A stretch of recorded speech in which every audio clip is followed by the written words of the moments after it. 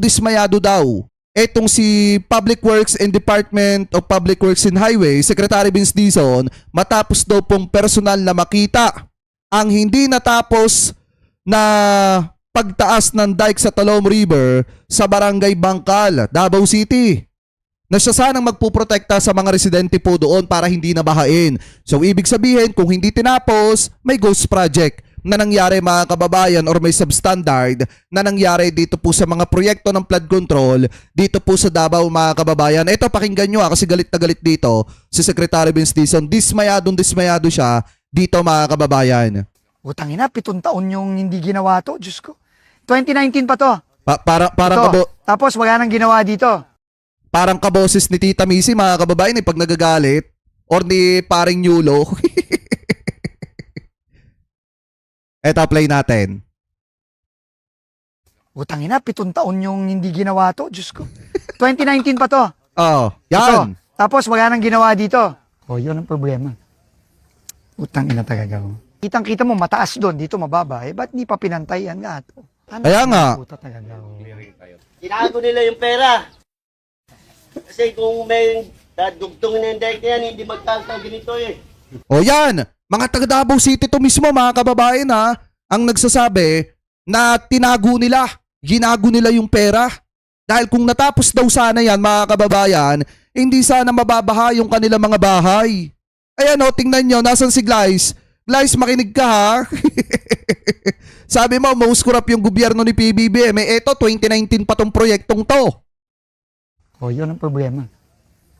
Utang ina talaga. Kitang-kita mo, mataas doon, dito mababa. Eh, ba't di pa pinantayan nga ito? Anak ng puta talaga. Ayan, pakinggan nyo yung sinasabi mismo ng residente doon sa may Talom River mga kababayan. Tinago nila yung pera. Kasi kung may dugtong na yung dike na yan, hindi magkakaganito eh. Totoo Tama. yan, hindi ninakaw yung pera. Dapat wagang ganito eh. Kawawa naman yung mga taga Davao Pero City. first things first, Yusek Charles, Kawawa yung mga taga Davao City habang nag-iisip sila kung paano ibabangon yung kanilang mga bahay na tinamaan ng matinding pagbaha dahil sa mga ghost project dyan po sa Davao City mga kababayan. Yung kanilang mga leader dyan nagpapasarap lamang sa ibang bansa. Diba? Yung isa, todo pasarap buhay. Diba mga kababayan, at hindi mahagilap sa araw ng sakuna? Tapos ganito yung makikita mo. Akala ko ba katulad ng Singapore ang Davao City? Bakit ganito nakita natin? Dredge ka na dito. Ang gagawin natin, kung gaano kataas yun, ipapantay natin dito.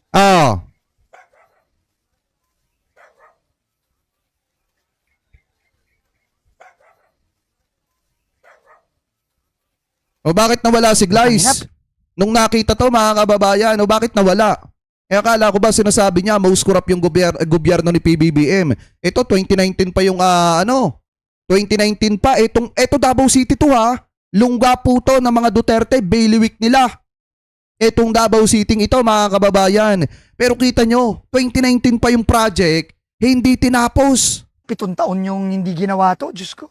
2019 pa to. 7 years mga kababayan.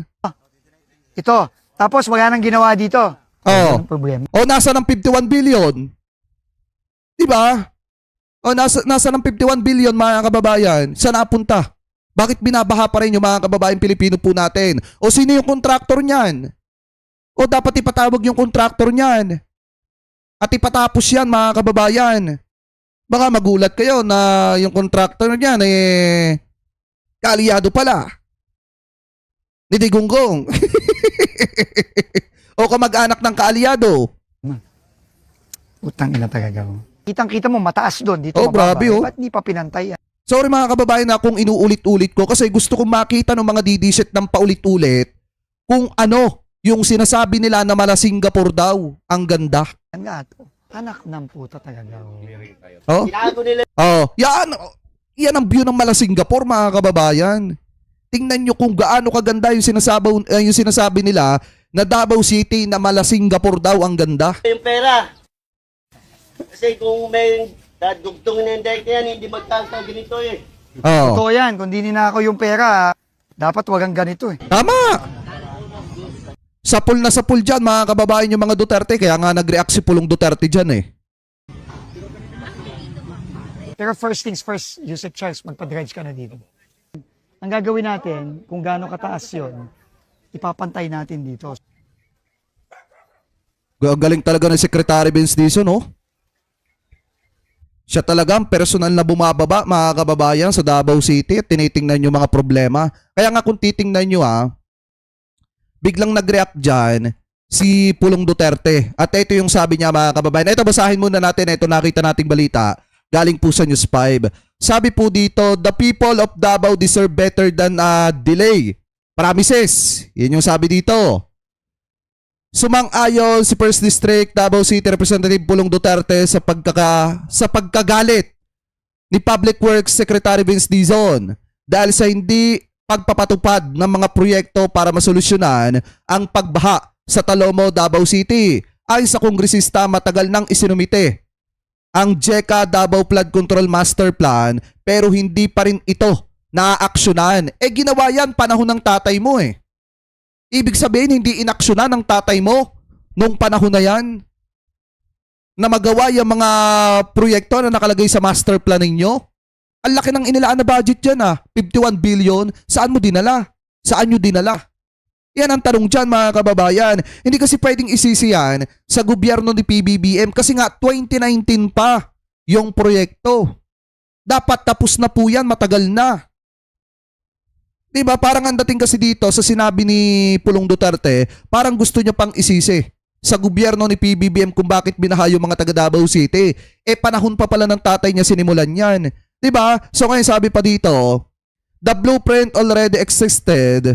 What was missing was political urgency. Pahayag ni Representative Duterte. Mas nakakagalit na ikaw, Dizon, mismo ang umamin na ngayon mo lang nalaman ang tungkol dito sa funding will only be proposed under the 2027 General Appropriation Act.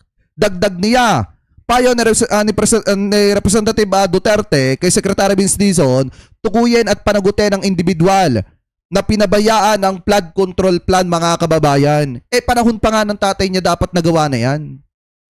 Diba? Panahon pa dapat ng tatay niya nagawa at natapos yan. Pero bakit hindi nyo ginawa? Ang laki ng budget 51 billion pesos. Saan napunta yun? Diba? Kung talagang may malasakit itong si Pulong Duterte sa mga kababayang Pilipino niya dyan sa Davao City, dapat noon pa natapos yan. Ang laki ng ang laki ng budget na inilaan dyan, 51 billion pesos. Hindi natin may iwasan na magalit yung mga kababayang Pilipino natin dyan sa may Talomo River, sa may Davao City. Kasi nga, ang alam nila malaki yung budget na dapat inilaan dyan. Ngayon, saan napunta yung 51 billion? Dapat do sa mga taga Davao City, itanong nyo kay Pulong Duterte kung saan dinala yung 51 billion pesos na yan. Kasi unfair naman sa inyo, mga kababayan, na binabaha kayo habang lumalangoy sa pera yung mga politiko nyo dyan. Diba? So ngayon, basahin pa natin itong sagot ng Secretary Vince Dizon, mga kababayan, dito sa mga Duterte. Sabi dito, mga kababayan, sa DZRH News, basahin po natin bakit hindi na lang tayo magtulungan? Ito ang naging tugon ni DPWH Secretary Vince Dizon sa naging pahayag ni Davao City 1st District Representative Paulo Duterte kung saan sinabi nitong nasa Department of Public Works and Highways DPWH ang sagot sa umano'y pagkakaalantala ng flood control project dyan daw po sa Davao City. Nanawagan si Dizon na sa halip na magsisihan ay magtulungan ang lahat ng panig upang marisolba ang problema ng pagbaha dyan sa lungsod ng Davao City na sinasabi, mga kababayan, ng mga DD-shit na mala Singapore daw. So ngayon, sabi dito, mga kababayan, ni Secretary Vince Dizon, quote-unquote, basahin po natin, tama naman iyon. DPWH ang may kasalanan. Pero sino ba ang naglalagay ng mga pondo noon? Ang problema kasi sa atin, kapag ka may problema, turo rito, turo doon, turo diyan, nagsisisihan. Para sa akin, imbis na iyon ang gawin, bakit hindi na lang tayo magtulungan?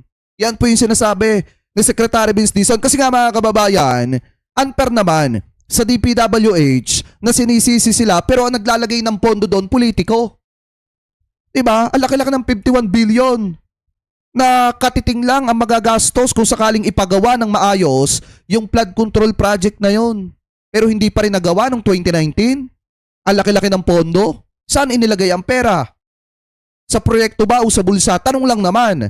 Kasi mga kababayan, unfair nga naman kay Secretary Vince Dizon na kapag may problema ang turo sa kanila. Pero kapag nasa sa masarap na sitwasyon at pumipera na, ang nananamasa yung politiko. Kasi maliwanag naman talaga ang naglalagay ng pondo sa mga proyekto ng ganyan, mga kongresista minsan, mga kababayan, or malimit pa nga, mga kongresista. Diba?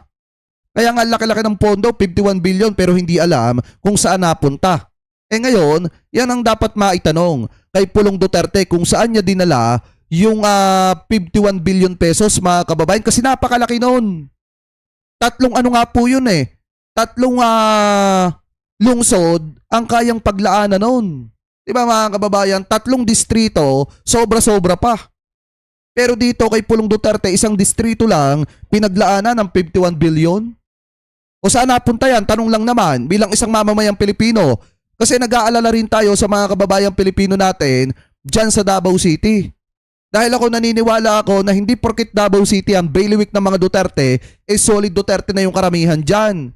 Ngayon, unti-unti nang nagigising ang taong bayan kasi nga nakikita nila yung matinding problema ng pagbaha dyan po sa Davao City na sinasabi na pinakaligtas na lugar at mala Singapore daw ang ganda. Pero ngayon nakita natin yung katotohanan, hindi pala mala Singapore. Kung hindi mga kababayan, mala Pusali pala.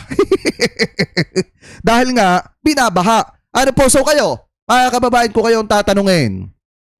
Ano ang masasabi nyo hingil po dito sa nadiskubre ni Secretary Vince Dizon na matinding problema dyan po sa Davao City na kung saan may ghost project, may flood control project na hindi natapos mga kababayan at may mga substandard dahil nga binabaha pa rin ang Davao City. Ano po, so comment below na lamang po ako ano po masasabi nyo hingil po dyan.